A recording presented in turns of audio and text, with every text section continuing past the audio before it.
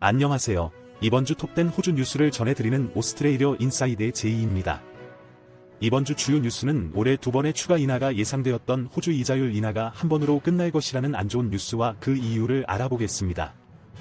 호주 중앙은행의 추가 이자율 인하는 이것에 달렸다고 하는데 이자율을 인하할 수 있는 유일한 방법이 무엇인지 자세하게 알아보겠습니다. 그 밖에도 지난주 부동산 마켓 뉴스와 NSW에 새로 도입되는 변경된 과속 카메라 뉴스에 대해서도 전해드리겠습니다. 이번 주 뉴스는 데니얼 기자가 전해드리겠습니다. 끝까지 시청 부탁드립니다.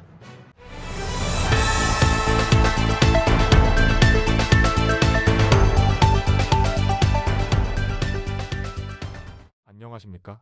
첫 번째 뉴스는 이자율 인하에 관한 뉴스입니다.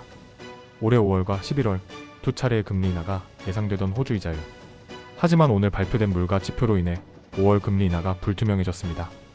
오늘 호주 통계청이 발표한 1월 소비자 물가 지수는 연간 2.5%로 유지되며 시장 예상보다 낮게 나왔습니다.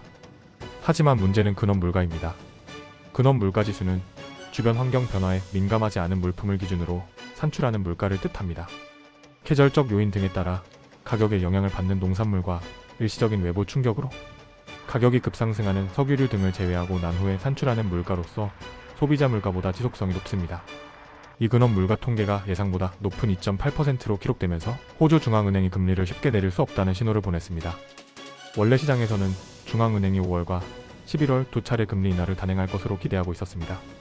하지만 오늘 발표된 근원 물가 상승은 이러한 기대를 흔들리게 만들었습니다. 특히 음식 3.3%, 주거비 1.1%, 주류 및 담배 6.4% 가격이 상승하며 생활비 부담이 커졌습니다. 반면 전기요금과 유가는 하락했지만 전체적인 물가 안정에는 크게 영향을 주지 못했습니다. 이제 관심은 다음 달 발표될 실업률입니다. 중앙은행은 물가 안정과 실업률 증가가 동시에 나타나야 금리를 인하할 가능성이 높다고 밝힌 바 있습니다. 최근 미국 중앙은행도 역시 같은 이유로 금리 인하를 늦추고 있어 호주 중앙은행도 신중한 태도를 유지할 가능성이 큽니다. 따라서 아이러니하게도 호주 경기가 안 좋아져서 사람을 많이 잘리고 다음 실업률 지표가 예상보다 높게 나온다면 5월 금리 인하 가능성이 다시 살아날 수도 있습니다. 한편 금리 인하 기대가 약해지면서 부동산 시장도 요동치고 있습니다. 주택 가격은 상승세를 보이고 있지만 높은 금리로 인한 대출 부담이 커지면서 앞으로 어떤 영향을 미칠지 주목됩니다. 5월 금리 인하는 과연 무산될 것인가? 아니면 실업률 상승이 다시 한번 금리 인하를 유도할 것인가? 앞으로 발표될 경제 지표에 따라 금리 방향성이 결정될 전망입니다. 두 번째 뉴스는 호주 부동산 시장 최신 동향입니다. 2025년이 시작되면서 호주 부동산 시장이 새로운 국면을 맞고 있습니다. 호주 노동당 정부는 외국인의 기존 주택 구매를 2년간 금지한다고 발표했지만 실제로 시장에 미치는 영향은 미미할 것으로 보입니다. 그리고 오늘 발표된 데이터에 따르면 집값 상승세가 둔화되고 있지만 공급 부족으로 인해 가격이 쉽게 떨어지지 않는 상황입니다.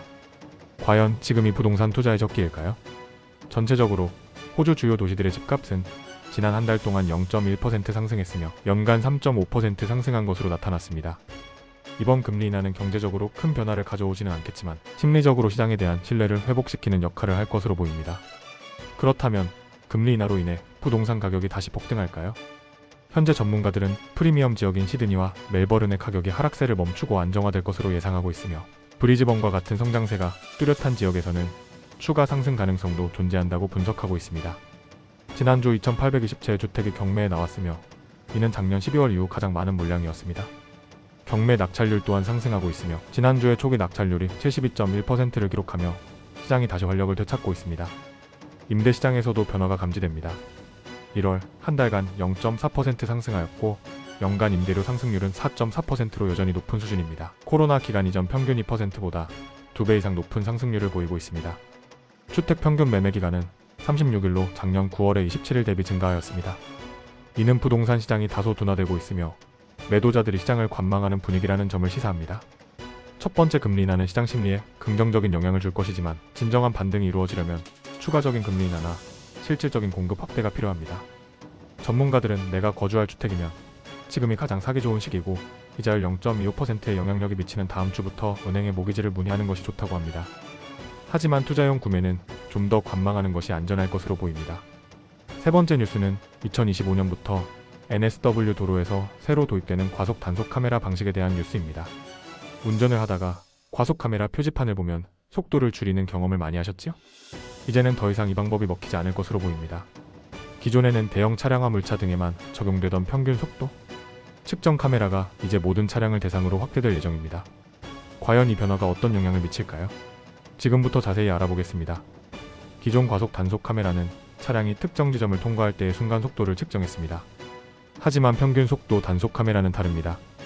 우선 차량이 첫 번째 카메라를 통과할 때 시간이 기록됩니다. 그 다음은 차량이 두 번째 카메라를 통과할 때도 시간이 기록됩니다. 그리고 두 지점 간의 거리와 시간을 계산해 평균 속도가 제한 속도를 초과하면 과속으로 간주됩니다. 즉, 특정 구간에서 짧게 과속하는 것이 아니라 전체 구간에서 지속적인 과속 여부를 판단하는 방식입니다.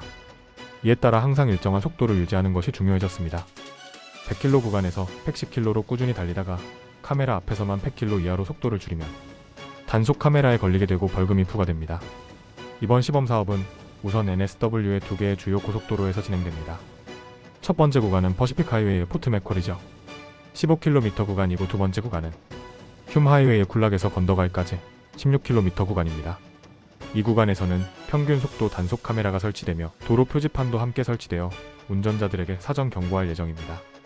본격적인 단속에 앞서 60일 동안 운전자들에게 경고장을 보내는 계도 기간을 가질 것이라고 발표했습니다. 즉, 이 시범 기간 동안 단속되더라도 벌금이나 벌점 없이 경고를 받게 되며 이후 정식 단속이 시행될 예정입니다.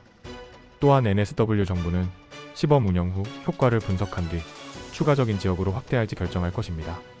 그렇다면 새로운 단속 시스템에 대한 운전자들의 반응은 어떨까요? 과속 사고를 줄이는데 효과적일 것이다 라는 찬성하는 의견과 정부의 또 다른 벌금 수입원이 될 것이라는 반대하는 의견이 있습니다. 과속 단속이 강화되면서 사고 예방 효과를 거둘 것인지 아니면 가뜩이나 높은 호주의 교통 벌금이 더 높아져서 가계에 부담이 되는 건 아닌 것인지 주목됩니다. 임시 및 주거비 등 교민 생활에 직접적인 영향을 미치는 물가가 계속 오르고 있는 가운데 과속에 대한 새로운 카메라 도입이 벌금을 높여서 더욱더 교민 경제가 어려워지는 것은 아닌지 우려가 되네요. 다음은 이번 주 간추린 뉴스를 김쌤이 기자가 알려드립니다. 이번 주 간추린 뉴스입니다. 대한항공이 2025년 세계 최고의 항공사로 선정되었다는 소식입니다. 글로벌 항공 안전 및 서비스 평가 기관인 에어라인 레이팅닷컴이 발표한 2025년 올해의 항공사에서 대한항공이 1위를 차지하였습니다. 많은 항공사들이 좌석 수익성을 높이기 위해 더 많은 좌석을 배치하려고 좌석 간 거리를 31인치로 줄이는 추세입니다. 하지만 대한항공은 이러한 흐름을 따르지 않고 좌석 간 거리를 34인치로 유지하며 여유로운 공간을 제공하고 있습니다. 이러한 점들이 높은 점수를 받게 된 결정적인 이유였습니다. 다음 뉴스는 중국과 호주의 군사적 긴장에 대한 뉴스입니다. 최근 중국 해군이 호주와 뉴질랜드 사이의 태즈먼 해에서 실탄 사격 훈련을 실시하며 논란이 되고 있습니다. 특히 훈련이 사전에 제대로 통보되지 않았다는 논란이 거세지고 있습니다. 이로 인해 49편의 항공편이 비행 경로를 긴급 변경해야 했습니다. 호주 정부는 중국 해군의 훈련에 대한 정보 전달이 지연된 점을 문제 삼고 있습니다. 반면 중국 국방부는 국제법에 따라 훈련을 진행했으며 사전 공지를 했다고 주장하고 있습니다. 가뜩이나 안 좋은 두 나라 간의 관계에 앞으로 어떤 영향을 미칠지 주목됩니다. 지금까지 이번 주 간추린 뉴스였습니다. 시드니는 이제 3월인데도 아직 한낮 기온은 여름 날씨를 보이고 있습니다. 이번 여름은 오래 갈 것이라고 하는 기상청의 예상이 있었는데 건강에 유의하시고 다음 주에 다시 뵙겠습니다. 이번 주 오스트레일리아 인사이드 뉴스 어떠셨는지요? 이번 주 뉴스가 유익하셨다면 여러분의 구독과 좋아요, 댓글과 알림 설정 부탁드립니다. 지금까지 시청해주셔서 감사합니다.